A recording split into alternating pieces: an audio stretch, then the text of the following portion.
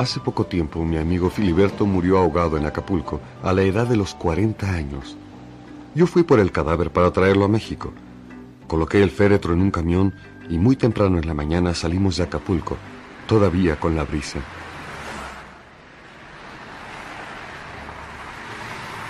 En el camino, abrí el portafolio de Filiberto que había recogido el día anterior junto con sus otras pertenencias. Me encontré un poco de dinero, un periódico, cachos de lotería, un pasaje de ida, lo cual me extrañó mucho porque no estaba el pasaje de regreso. Y también me encontré con un cuaderno barato, de hojas cuadriculadas y tapas de papel mármol. Estaba escrito con la letra de Filiberto. Me aventuré a leerlo. Quizá a través de sus propias páginas podría saber por qué mi amigo fue declinando, olvidando sus deberes. ¿Por qué dictaba oficios sin sentido? En fin, tal vez sabría por qué fue despedido.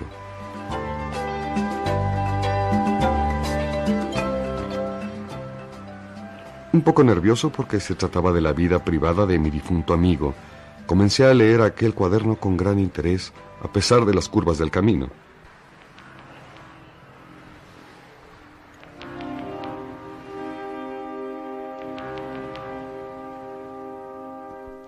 Filiberto empezó a escribir sus notas unos meses antes de morir.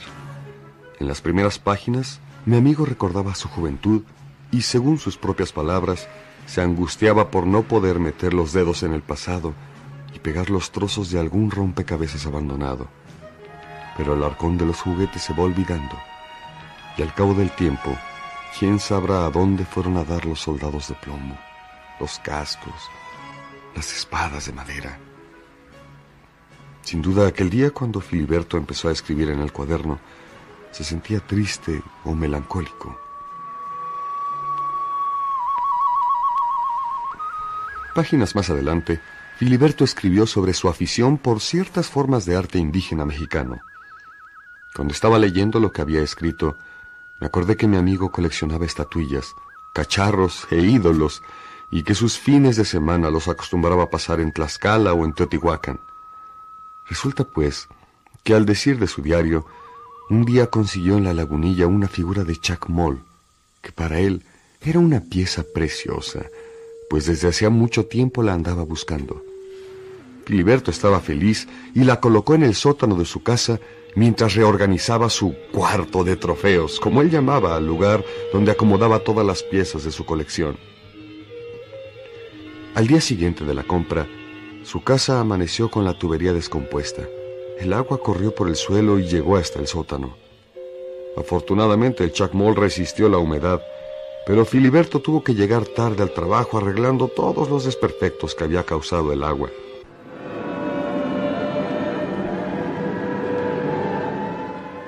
Al día siguiente, le compusieron la tubería, pero en la noche empezó a oír unos quejidos terribles.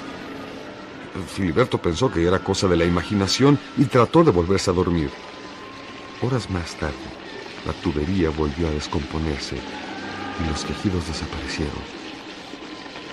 Filiberto escribió en su cuaderno que estaba desesperado. Cada vez había más humedad en su casa y no lograba que le arreglaran las fugas de agua. Al domingo siguiente decidió limpiar el Chacmol. Tardó varias horas y al final se dio cuenta de que la figura estaba reblandecida. Seguramente, escribió Filiberto, lo habían timado. La escultura era de simple yeso y la humedad la estaba arruinando. Decidió ponerle unos trapos encima para evitar un deterioro total.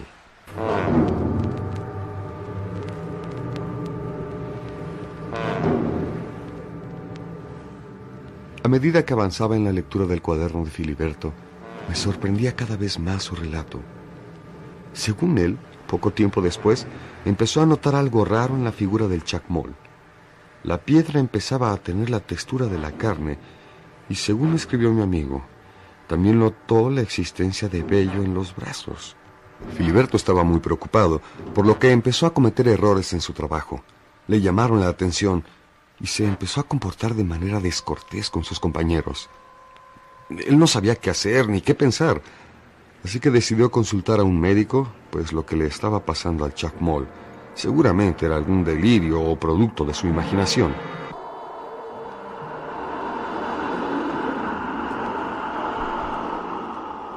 Hasta aquí, la letra de Filiberto era la de siempre.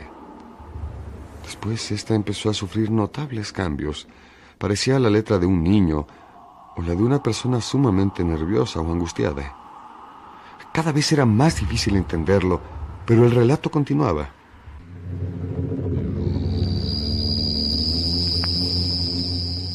Por lo visto, Filiberto nunca consultó al médico.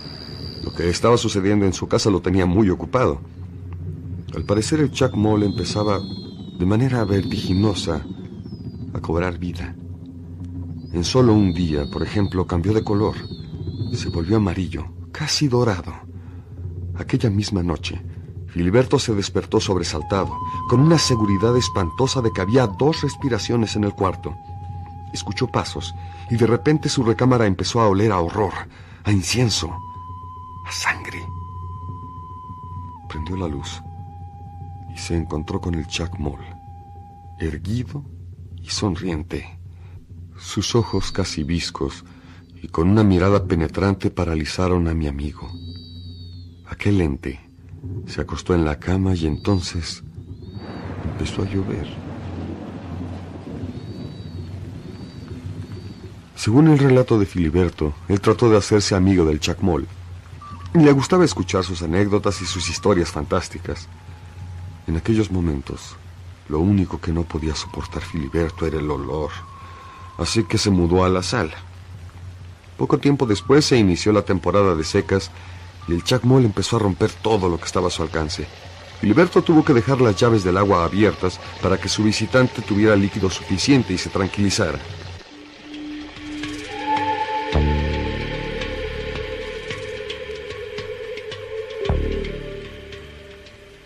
La letra de mi amigo se hacía cada vez más confusa y su relato también.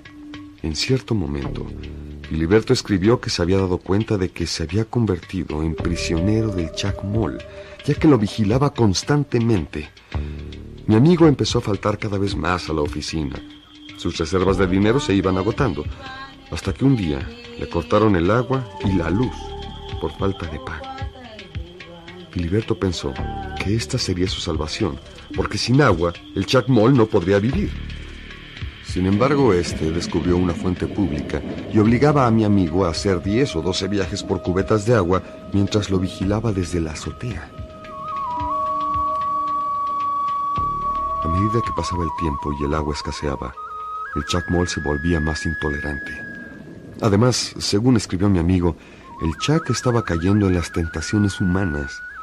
Le gustaba acariciar la seda de las batas, empezó a utilizar jabones y lociones e incluso su cara empezó a cambiar. De acuerdo a la descripción de Filiberto, había algo viejo en ella en lugar de la imagen de eternidad que había antes. Filiberto pensó que ahí podía estar su salvación, ya que si el chacmol se humanizaba, posiblemente todos sus siglos de vida se acumularían en un instante y caería fulminado. Sin embargo, también tuvo la certeza de que al chacmol no le gustaría que él asistiera a su derrumbe, por lo que trataría de matarlo. Fue entonces cuando Filiberto decidió escapar e irse a Acapulco.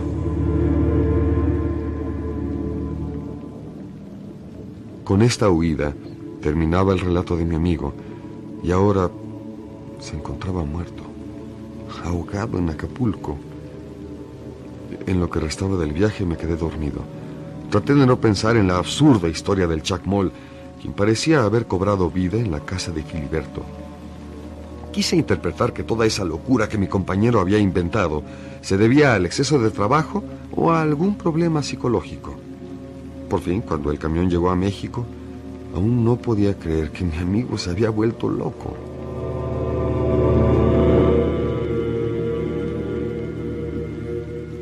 Contraté una camioneta para llevar el féretro a la casa de Filiberto y desde ahí ordenar su entierro. Cuando llegué a su casa, traté de abrir la puerta, pero antes de que pudiera introducir la llave en la cerradura, esta se abrió. Apareció entonces un indio amarillo en bata de caza y con bufanda.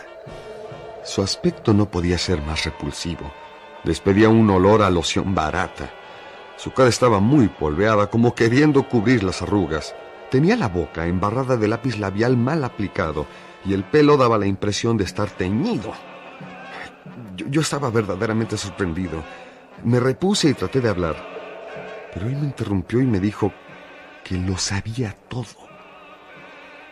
Me ordenó que les dijera a los hombres de la camioneta que bajaran el cadáver al sótano.